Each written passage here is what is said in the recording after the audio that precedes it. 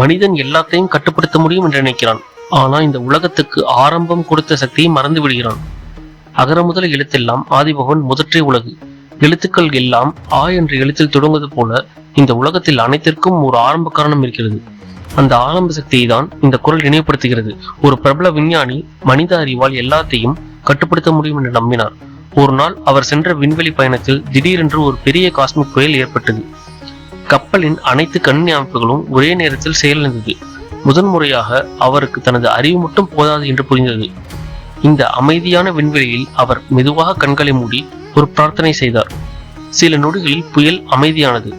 அந்த நாளுக்கு பிறகு தனது மாணவர்களிடம் சொன்னார், அறிவு பெரியது, ஆனா இந்த உலகத்தை ஆரம்பித்த அந்த சக்தியை மறக்கக்கூடாது. எழுத்துக்கள் எல்லாம் ஆ என தொடங்குவது போல இந்த உலகம் எல்லாம் ஒரு ஆரம்ப சக்தியிலிருந்து தான் தொடங்கியது. வணக்கம்.